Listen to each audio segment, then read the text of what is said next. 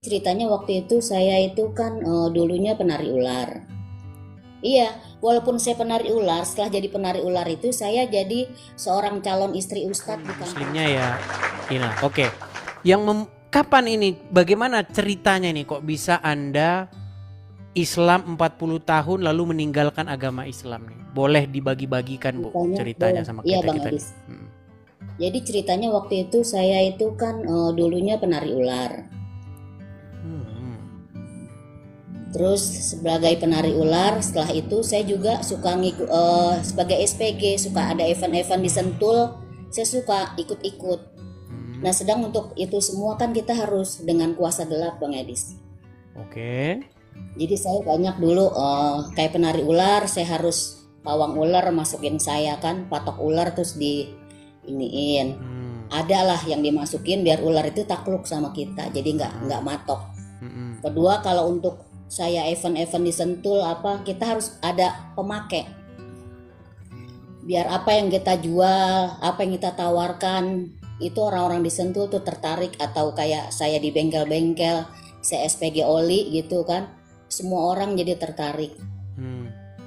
Jadi saya memakai kuasa-kuasa gelap, entah itu dari bedak saya, dari nama saya dikasih ke minuman apa. Jadi kuasa gelap itu udah banyaklah di diri saya. Jadi waktu saya bertemu dengan suami saya itu, suami saya kan orang Sulawesi Manado. Jadi dia Kristen, saya Islam.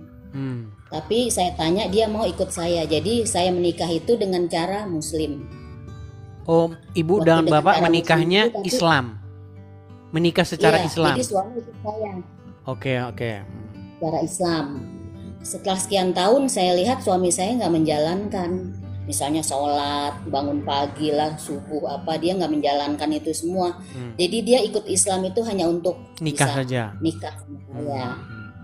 Lama-lama saya pikir kok dia jadi nggak ada agamanya gitu kan. Akhirnya saya udahlah, terserah kalau dia nggak mau ikut saya. Padahal waktu itu saya wiritin dia, sholatin dia, puasain dia, maksudnya biar dia jadi Islam yang taat. Tapi akhirnya dia dibaptis tanpa pengetahuan saya, dia dibaptis ulang. Kan udah Sebentar. ya. Tapi bagaimana Anda sholat, wirid sementara Anda tidak menjalankan agama Islam? Anda bilang tadi penari ular. Iya, walaupun saya penari ular, setelah jadi penari ular itu saya jadi seorang calon istri ustadz di kampung saya. Sejak saat itu saya jadi seorang Islam yang taat. Oh, udah bertaubat Jadi dulu saya ya. ikut pesantren kilat, pengajian-pengajian, karena ustadz itu mendidik saya untuk jadi Islam yang taat. Jadi saya dulu tuh berkerudung dari ujung kaki sampai ujung kepala, jadi nggak mau ketemu orang kalau terbuka. Oh ya. Terus? Jadi saya setelah jadi penari ular begitu memang Islam yang taat. Ketemu suami teman sekolah kebetulan dia, tapi dia Kristen, tapi dia janji mau ikut saya dengan cara Muslim. Tapi setelah kita menikah, dia tidak menjalankan itu semua. Oke, sampai pada waktu dibaptis lagi tadi. Setelah dia dibaptis, iya. Lalu? Setelah dibaptis, akhirnya kita beda agama Bang Edi selama 8 tahun. Dia kembali ke Kristen, saya Muslim. Jadi sepertinya saya tuh membiarkan dia begitu, tapi saya juga mendoakan. Anak-anak saya 3. Saya sebentar, lalu bagaimana ceritanya mau jadi istri Ustadz? Oh, waktu itu sebelum ketemu suami saya, setelah jadi penari ular. Jadi penari ular. Berarti setelah berhenti jadi penari ular, berhenti make magic begitu, lalu mau nikah dulu sama calon ustadz itu dulu. Tapi nggak jadi. Sama ustadz itu. Tapi nggak jadi. Oh, akhirnya malah jadi sama orang Kristen. Iya, jadi sama orang Kristen. Karena ustadz saya itu kelas saya 2 SMA ngajak saya nikah, tapi orang tua nggak boleh. Katanya kan nikah siri dulu aja. Orang tua nggak boleh karena masih sekolah. Jadinya ustadz itu ya dia nikah lah sama teman saya. Begitu lulus saya ketemu setelah udah puluhan tahun lah. Saya kalau dulu saya pernah juga sih nikah sebelum ketemu suami yang ini, saya nikah cara Islam dulu sama suami yang pertama. Oke. Sampai akhirnya nikah yang sama orang Manado. Iya, sama orang Manado ini saya nikah. Akhirnya 8 tahun kami beda agama. Lalu? 8 tahun beda agama, saya penasaran gitu Bang Edis. Namanya satu kapal dua nakoda, akhirnya tidak ada kecocokan, ribut terang dan gelap Ribut ya, terus. tidak mungkin bersatu. Lalu? Akhirnya karena terjadi keributan terus, saya bertanyalah sama ada opa-opa. Saya bilang, opa, kalau di Kristen itu ada nggak sih buat menundukkan hati suami? Saya bilang gitu. Kata si opa itu, ada di gereja sana tuh. Kebetulan namanya gerejanya kan waktu itu ikutlah saya di Cawang. Akhirnya saya datang, diajak sama si opa itu. Tapi saya datang itu, saya cuma penasaran aja. Kenapa suami saya udah puasain, sholat semua saya jalanin, kok suami saya nggak mau ikut saya, masih tetap bertahan sama keyakinan dia. Akhirnya saya ikutlah, penasaran saya ke gereja. Tapi di gereja itu saya seperti menantang jiwa saya. Saya masih yakin bahwa Tuhan yang saya sembah ini lebih hebat, lebih dahsyat dari Tuhannya orang Kristen. Saya mau menunjukkan itu sama suami saya. Akhirnya saya dibawalah ke gereja. Setiap ke gereja saya duduk paling belakang. Kalau ada perjamuan gitu saya buang Bang Edi, saya nggak mau. Kata suami saya, kenapa nggak diminum? Saya bilang, saya mau. Datangnya sama suami. Datangnya sama suami. Tapi suami saya sedikit pun tidak menyarankan, tidak pernah ngomong soal kekristenan sama saya. Jadi itu kemauan saya sendiri, penasaran. Saya penasaran, akhirnya saya ikut ke gereja yang opa itu bilang bahwa ada gereja yang istilahnya gembalanya itu bisa membuat orang itu jadi inilah lemah lembut, jadi apa. Saya penasaran. Saya datanglah ke gereja itu Bang Edis. Kebetulan di gereja itu kalau sebulan bisa 2 kali itu ada altar call, maju ke depan untuk didoakan. Altar call? Iya, maju ke depan siapa yang mau didoakan. Saya lihat nih yang pada maju gini kok pada lemes gitu kan. Terus pada pokoknya pada jatuh lah. Saya bilang, kan saya datang juga sama suami sama temen suami saya. Saya bilang, itu kenapa orang Kristen didoain jatuh-jatuh begitu? Saya bilang. Kata teman suami, ya lu maju lah, datang aja situ minta didoakan. Saya bilang, kalau saya nggak mungkin jatuh, katanya. Saya kan istilahnya Tuhan saya hebat, saya bilang. Akhirnya karena disuruh-suruh, udah coba aja maju, coba maju. Itu saya masih muslim, tapi saya udah mencoba ke gereja. Akhirnya saya maju ke depan. Kebetulan gembalanya udah almarhum ya, Gembala Wirasmono waktu itu. Saya maju ke depan. Tapi di dalam maju itu saya tuh nyebut-nyebut Allahu Akbar, baca Al-Fatihah, saya berpikir terus maju ke depan. Jadi waktu saya topang doa pendeta itu, saya terus baca doa-doa yang saya yakinin, yang saya tahu. Saya nggak jatuh Bang Edis. Dengan sombong saya maju, saya terus ke tempat suami sama ini ke belakang lagi. Saya bilang, tuh kan katanya Tuhan gue mah hebat, gue mah nggak jatuh, orang Kristen pada jatuh, nggak jatuh lah. Saya bangga dengan apa yang saya sembah. Akhirnya untuk minggu berikutnya saya dengan sombong datang lagi ke situ. Saya menantang lagi bahwa saya mau menunjukkan nih sama orang Kristen bahwa Tuhan saya tuh hebat. Saya nggak bakalan jatuh kalau ada doa-doa begitu. Kebetulan ada lagi kan altar call, siapa mau didoakan, katanya maju ke depan. Saya maju lagi ke depan dengan cara begitu. Saya nggak jatuh lagi, tambah sombong saya, tambah sombong. Minggu berikutnya saya datang lagi didoakan, di situ Bang Edi saya baru saya seperti badan saya ini tubuh nggak ada tulangnya Bang Edi, saya baru jatuh di situ. Ke beberapa kalinya itu Bu? Ketiga kali Bang Edi. Ketiga kalinya ya. Iya, saya manifestasi di situ Bang Edis. Jadi kuasa-kuasa yang jahat, yang kuasa gelap yang dulu saya pernah masukin ke badan saya, itu memberontak, dia melawan. Disitulah saya manifestasi, di situ saya digotong rame-rame, saya berteriak-teriak di situ. Jadi mereka tuh tahu bahwa saya tuh punya kuasa-kuasa gelap yang saya pegangan saya dulu. Kebetulan keluarga saya juga kan Jawa, jadi banyak simpan benda-benda begitu Bang Edis. Akhirnya setelah itu saya penasaran, saya bilang kok bisa jatuh ya, kemarin-kemarin nggak jatuh kan, saya bilang gitu. Saya semakin mau menantang lagi sebetulnya. Saya menantang lagi, saya datang lagi. Jadi saya tuh setiap saya nantang lagi, datang lagi, saya yakin nggak jatuh. Jadi seperti langganan, setiap saya maju ke depan altar call, saya selalu jatuh manifestasi. Saya datang lagi, jatuh lagi. Jadi saya udah kalah berkali-kali waktu itu. Saya akhirnya rebah di situ lah, digotong rame-rame. Pentingnya ini Bang Adi, saya cuma mau ngasih tahu bahwa memang kalau orang-orang dari seberang untuk masuk ke dalam ini memang harus ada pembersihan dulu, dibersihin jiwanya dari kuasa-kuasa gelap jahat. Karena memang di ajaran saya dulu katanya kan ini putih ya, aliran putih. Jadi saya percaya karena yang bacain juga kan ustadz, kiai. Terus saya juga suka dikasih kayak sapu tangan, ada tulisan-tulisan Arab, simpen di dalam rumah. Iya gitu Bang Adis. Jadi saya banyak menyimpan hal-hal seperti itu. Jadi waktu itu setelah saya kalah begitu, suatu saat saya tuh Tuhan saya kebetulan sudah menyebutnya Tuhan Yesua Bang Adis. Jadi Tuhan Yesua itu datang. Entah itu dalam mimpi saya ya, mungkin dalam mimpi atau bukan, dia tuh datang dalam mimpi saya, mendobrak pintu rumah saya suatu malam.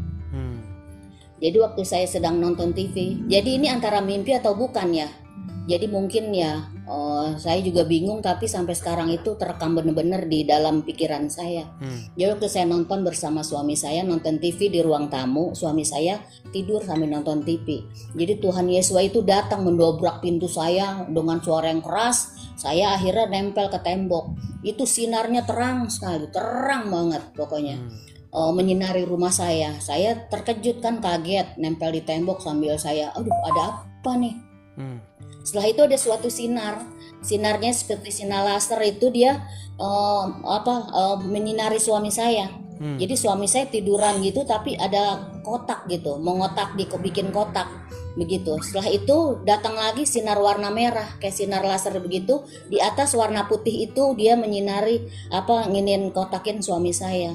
Pas ketiganya itu Tuhan Yesus itu di atas sinar itu jalan menghampiri saya. Setelah itu saya udah lupa. Saya seperti udah kok siapa gitu. Tuhan Yesus datang itu berjubah putih. Berjubah putih luar biasa Bang Edis. Itu pengalaman spiritual yang gak pernah saya lupain. Tuhan Yesus menjamah saya dari kekerasan hati saya. Saya menundukkan diri saya di bawah kaki Tuhan Yesus, bawa saya ingin menyerahkan hidup saya sepenuhnya kepada Tuhan Yesus. Akhirnya saya 2 hari berturut-turut didatengin dengan mimpi-mimpi itu Bang Edis. Jadi saya gak bisa tidur karena setiap saya bangun mimpi itu lagi. Akhirnya saya bercerita sama suami saya, Pak, kenapa ya kok setiap tidur mimpinya datangnya itu lagi. Karena suami saya nggak mau ngasih keterangan sama saya, mungkin dia takut saya nggak percaya atau gimana. Dia panggil temennya yang sekolah di teologi. Saya disitulah curhat, ibarat kenapa ya kok nggak bisa tidur nih, setiap datang mimpinya itu lagi. Jadi seperti ada yang mendobrak rumah, datang itu lagi. Akhirnya dia bilang, oh berarti mau dijamah itu katanya sama Tuhan Yesus. Lu mau dijamah, mau dipilih jadi anaknya. Seperti itu. Saya kan nggak bisa bilang apa-apa, saya cuma diam. Apa iya ya, saya bilang. Apa iya, sejak saat itu saya jadi bertanya-tanya dalam hati saya. Apa iya saya mau masuk Kristen gitu ya, dipilih Tuhan katanya begitu. Keesokan harinya saya datang lagi gereja. Minggu berikutnya setelah kejadian kan Kamis atau Jumat gitu, saya datang lagi gereja. Saya datang gereja, di atas mimbar pas sudah selesai, gembalanya bilang begini, oh iya saya dapat dari Roh Kudus ini bahwa besok hari Selasa, saya kebetulan suami saya namanya Maksi, saya bilang dipanggilnya ibu kan, Bu Maksi harus dibaptis gitu. Kalau sebelumnya pendetanya, gembalanya kan bilang, Bu mau dibaptis nggak? Oh maaf Pak, saya enggak. Oh enggak, saya gitu. Tapi pada saat itu saya tidak bisa bilang tidak. Saya bilang saya siap Pak. Saya siap Pak. Dari hati nurani saya paling dalam, saya siap. Akhirnya saya disalamin lah sama gembalanya. Suami saya udah keluar duluan. Saya bilang, Pak, Mama mau dibaptis katanya harus. Suami saya kaget, hah? Mau dibaptis? Emang mau? Mau kata saya. Saya mau dibaptis gitu. Jadinya saya sudah mengiyakan bahwa saya mau dibaptis pada hari Selasa waktu itu. Jadi waktu mau dibaptis itu kuasa-kuasa kegelapan yang ada dalam diri saya mungkin sebelumnya harus dilepas dulu Bang Adis, tapi ini langsung dibaptis. Jadi waktu dibaptis itu banyak kuasa-kuasa gelap itu yang menghalang-halangi saya untuk berangkat ke tempat baptis. Sampai kadang-kadang suami saya lihat juga dipakai untuk menghalangi juga kan saya. Jadi menghambat perjalanan saya, entah itu melalui hujan, petir atau segala macamnya itu menghambat saya, sampai suami saya bilang kayaknya baptisnya nanti nanti aja, jangan sekarang. Tapi dengan hati saya yang udah kuat, saya bilang saya harus dibaptis hari ini. Saya begitu. Akhirnya pada saat itu sampailah saya di rumah Bapak Gembalanya itu pun hujannya luar biasa dan petir semua. Akhirnya pihak kolam renang bilang tidak bisa ada baptis di situ karena takut tersambar petir. Akhirnya karena sudah malam, akhirnya ada salah seorang jemaat yang bilang di rumahnya ada kolam renang. Disitulah saya dibaptis. Waktu saya dibaptis itu setiap didoakan saya nggak pernah rebah. Setiap didoakan maju ke depan, didoakan satu-satu sebelumnya, saya pasti di situ manifestasi dan saya rebah di situ. Ada 7 orang yang dibaptis. Setelah dibaptis terakhir saya. Begitu terakhir saya, kebetulan anak saya yang paling kecil waktu itu umur 2 tahun. Jadi dia nyender bersama suami saya di sebuah pajangan rumah seseorang gitu, jemaat. Di dalam pajangannya itu boneka-boneka semua Bang Edis. Jadi boneka-boneka yang tersusun rapi gitu. Waktu saya dibaptis itu boneka itu bisa bergerak semua loh Bang Edis.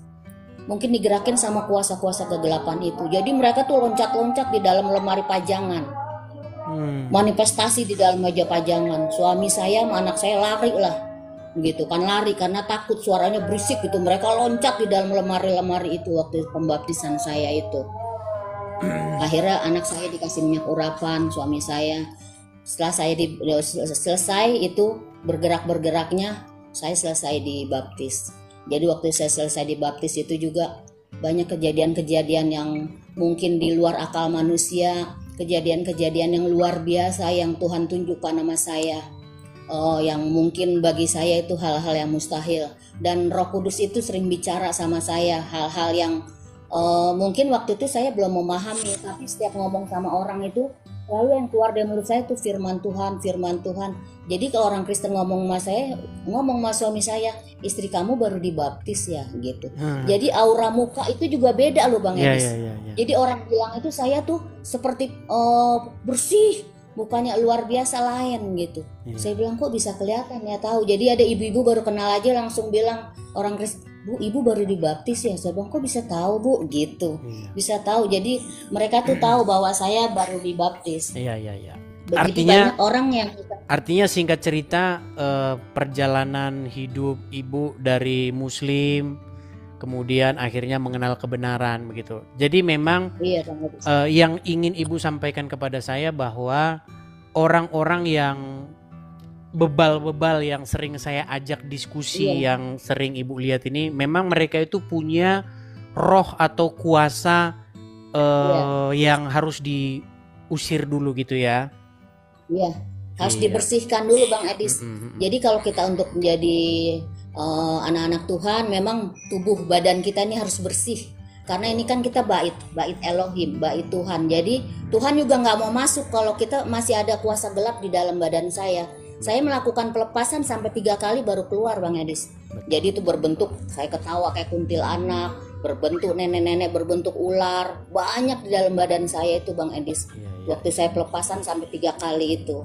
Jadi kalau saya dulu belum pelepasan, setiap nyanyi rohani itu saya pasti manifestasi. Tapi setelah saya dilepaskan itu semua, itu waktu kita nyanyi pujian, menyembah Tuhan itu benar-benar itu merasuk di hati saya. Benar-benar saya tuh air mata itu nggak bisa dibendung, ngalir luar biasa, nangis jadi-jadinya kalau nyanyi lagu rohani itu. Beda sama waktu saya belum dibaptis itu. Jadi ada penolakan, roh-roh penolakan di dalam badan saya. Jadi itu yang membuat saya di mulut, karena kan saya SPG ya. Jadi mungkin di mulut saya biar pinter ngomong, biar orang percaya. Jadi dipakein suatu jimat-jimat lah gitu.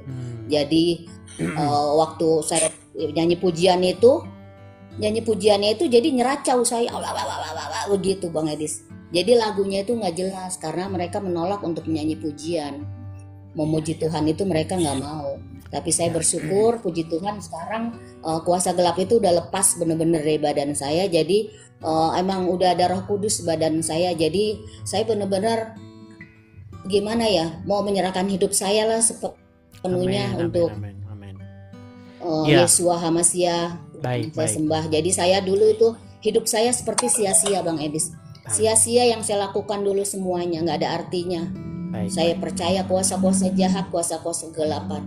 Jadi bagi saya mungkin ya sebagai murtadin, untuk orang-orang yang dari seberang memang perlu ada pelepasan dulu Bang Edis. Ya, karena jadi, biar bagaimanapun ya, kita jadi begini saja udah dimasukin itu kan Bang Edis. Baik. Jadi memang kita harus saling melengkapi ya teman-teman ya.